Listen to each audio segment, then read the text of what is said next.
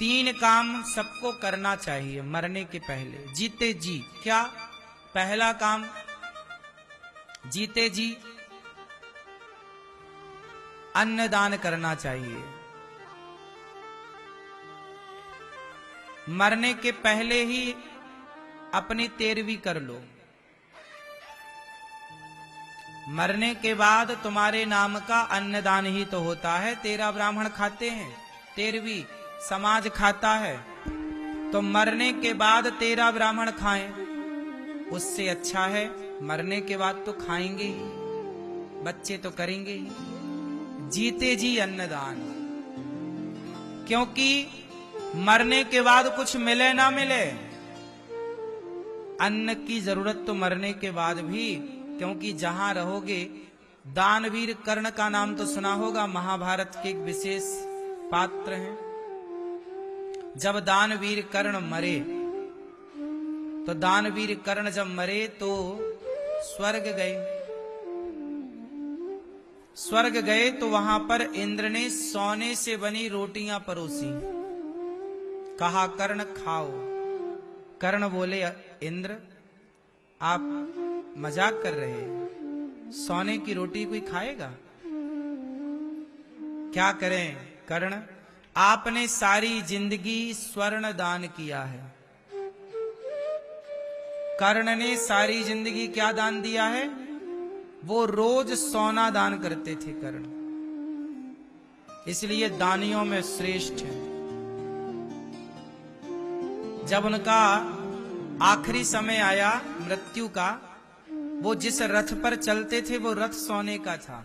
उन्होंने वो रथ भी मृत्यु के पहले दान कर दिया था कि यदि मैं मर जाऊं तो ये रथ समाज की सेवा में लगा देना।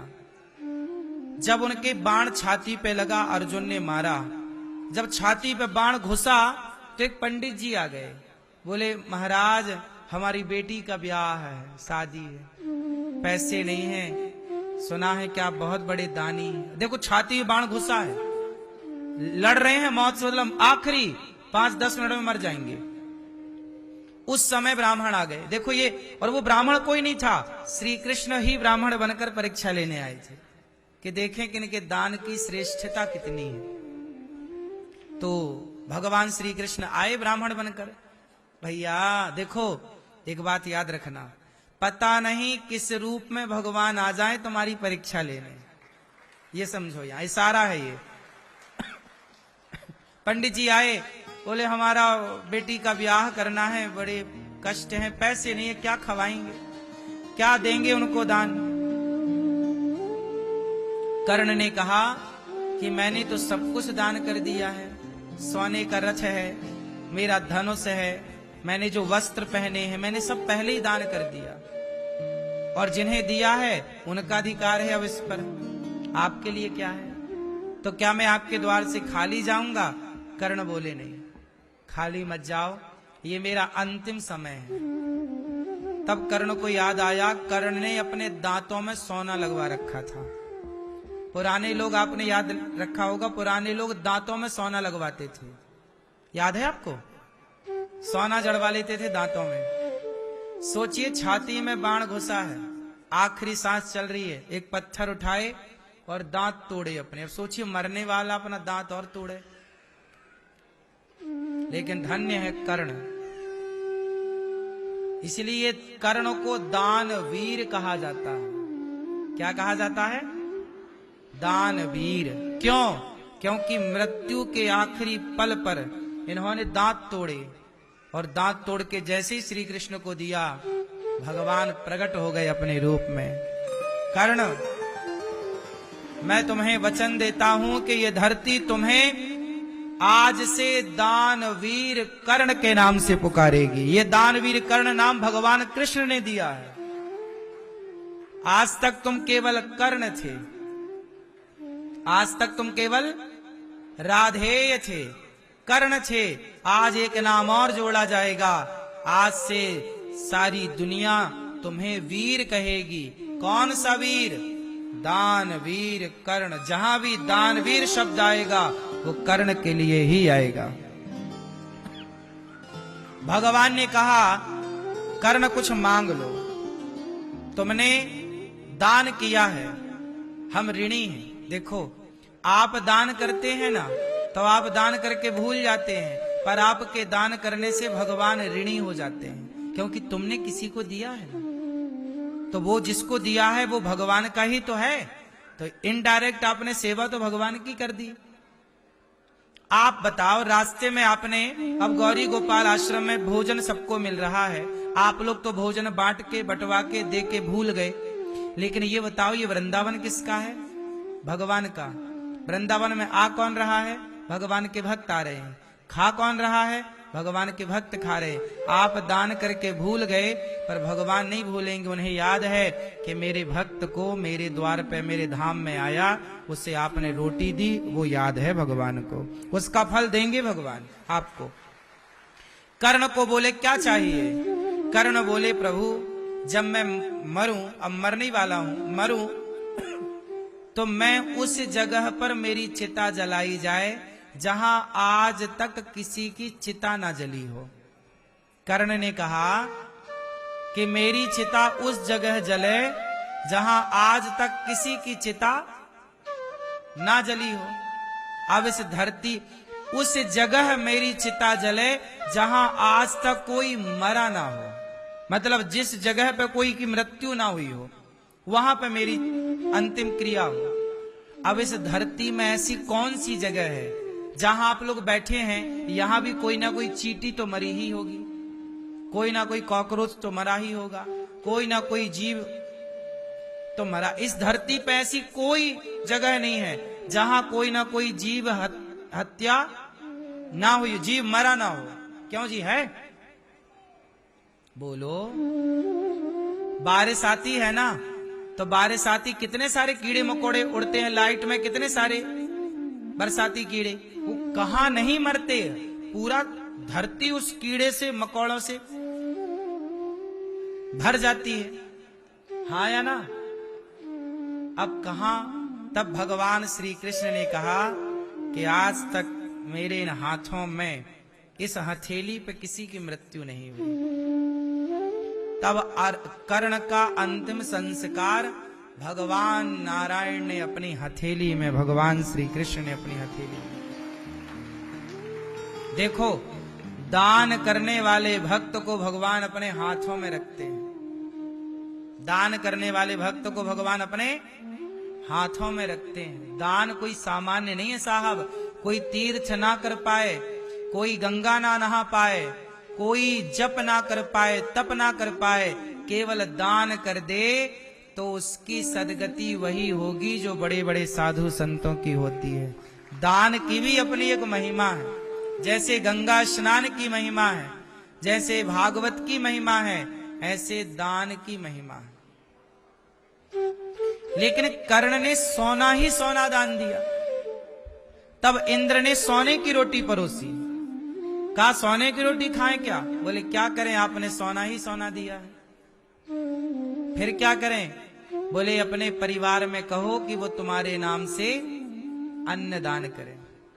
तब कर्ण ने स्वप्न में अपने बच्चों को कहा कि हमारे नाम से समाज में लंगर बांटो, भंडारा करो। इसलिए जब आदमी मर जाता है तो मरे हुए के नाम से तेरवी होती है कि जीते जी इसने भले अन्नदान ना किया हो, तो मरने के बाद बच्चे करें, 13 ब्राह्मण खवाएं समाज, तो इसका पुण्य उसे मिलता है। इसलिए कहते हैं मरने के बाद करोगे। कर्ण को मरने के बाद सब किया तो फिर अन्न मिला उसे। हम कहते हैं मरने के बाद तो बच्चे करेंगे 13वीं तुम्हारी। तुम जीते जी अपनी 13वीं मतलब अपने हाथ से साधु संत जरूरतमंद को खूब पेट भर भर के खवाओ, क्योंकि ये यज्ञ है। कौन सा यज्ञ है? अन्न यज्ञ। कौन सा यज्ञ है? जब आप भोजन करते हो तो क्या करते हो? अपने मुंह में क्या आहुति ही तो डालते हो रोटी की। रोटी तोड़ी, क्या किया? स्वाहा स्वाहा स्वाहा। फिर स्वाहा खाने के बाद क्या आया? आहा आहा, बड़ा मजा आया, बड़ी खीर बढ़िया थी। तो ये जो स्वाहा है ना, इसका तुरंत आहा निकलता है। क्या निकलता है? आहा। वाह, बढ़िया, वाह, आहा, गजब। ये यज्ञ तुरंत फलदायी है। आपने किसी भूखे को भोजन दिया, उसका पेट तुरंत भरा तो उसके भीतर के जनार्दन तुरंत प्रसन्न हुए, उसका फल तुरंत मिलता है। बैठो, तुरंत उसका फल मिलता है। इसलिए अन्नदान सबको करना चाहिए। जीते जी अन्नदान करो। मरने के बाद तो बच्चे करेंगे ही, क्यों मैया? मरने के बाद तेरहवीं तो होगी ही, सही है? जीते जी अपने हाथ से। इसलिए गौरी गोपाल आओ, अपने हाथ से संतों को बांटो। दिन भर भोजन बट रहा है, आप बांटो। तुम्हारा जितना घंटे मन करे उतने घंटे बांटो। जितनी देर तक तुम थक ना जाओ तब तक बांटो। तुम बांटते बांटते थक जाओगे, पर यहां भक्तों की लाइन लगी रहेगी प्रसाद पाने वालों की। ये अन्नदान, इससे बड़ा कौन सा यज्ञ होगा? यहां तो 24 घंटे यज्ञ चल रहा गौरी गोपाल में। बोलो हाँ, यहां तो 24 घंटे अभी भी स्वाहा चल रहा है। बोलो हाँ कि ना? अखंड स्वाहा आहुतियां डल रही हैं, दाल चावल सब्जी रोटी की। सही है? इसलिए मरने के पहले अन्न दान कर लेना पहला काम। दूसरा, मरने के पहले आप गौदान कर लेना। अन्नदान पहला, गौदान दूसरा। मरने के पहले गौदान जरूर करना। क्यों? क्योंकि गाय ही ऐसी है कि यदि कोई धोखे से नरक चला गया, नरक 28 प्रकार के होते हैं, रौरव, महारौरव, अंध्रतामिश्र, ऐसे 28 नरक हैं।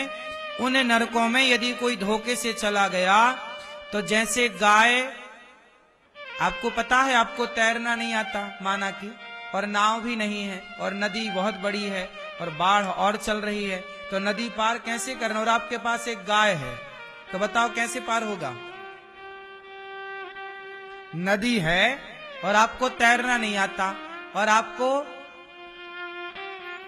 नाव भी नहीं है वहां, और पार करना है, कैसे पार होगी बताओ? आप में से कोई गाय चराया है कभी?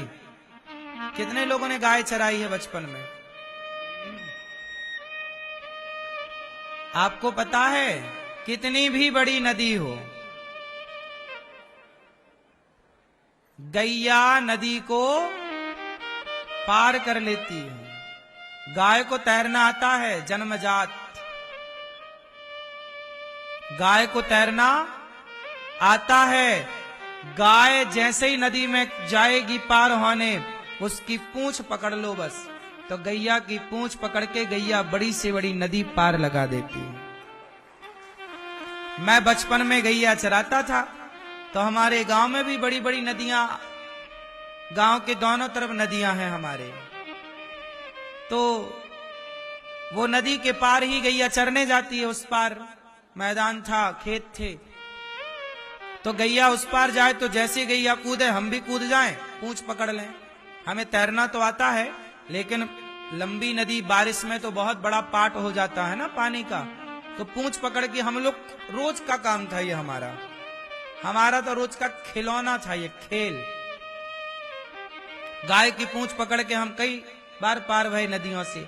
तो ये तो सामान्य नदियां हैं, लेकिन कभी धोखे से कोई नरक चला जाए और उसने यदि जीवन में गौदान किया है, तो वह गौदान ही उस नरक की नदियों से पार लगा के भगवान तक पहुंचा देती है। गाय की पूंछ पकड़ के ही वैतरणी से पार होता है।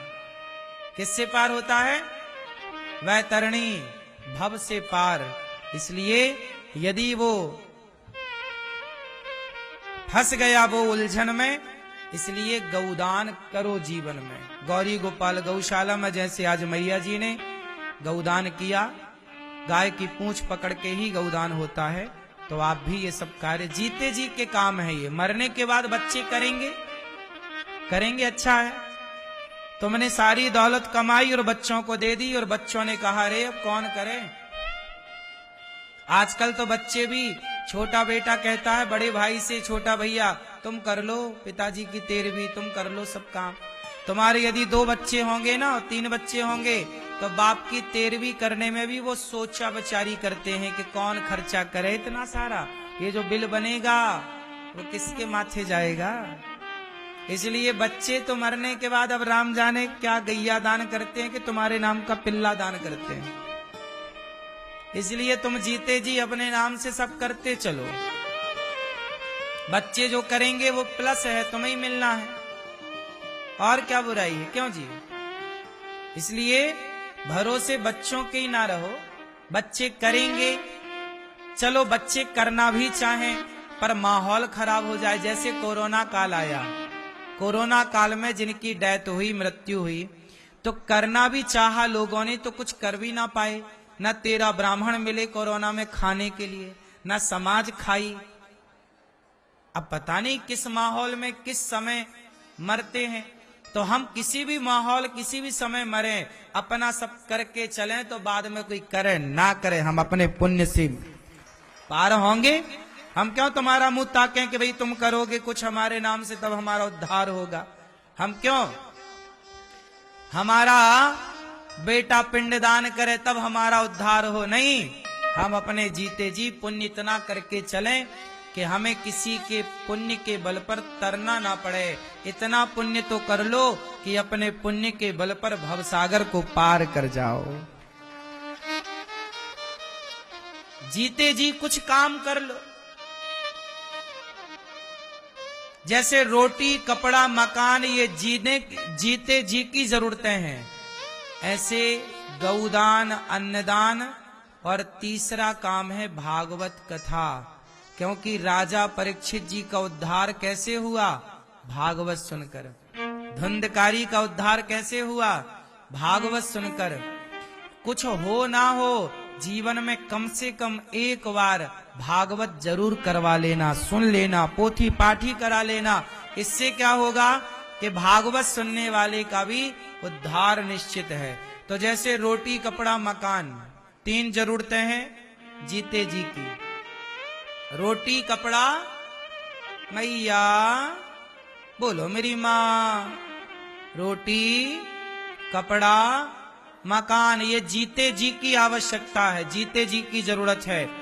ऐसे ही जैसे जीते जी रोटी तो होना चाहिए, कपड़ा होना चाहिए, मकान होना चाहिए, ऐसे मरने के बाद भी 3 जरूरतें हैं, अन्नदान, गौदान और भागवत की कथा।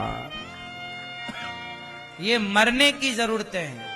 ये मरने के बाद आपके पास ये पुण्य होगा तब आप काम बनेगा आगे, वरना फिर जाओ नरक, फिर वहीं से आना 84 के चक्कर में।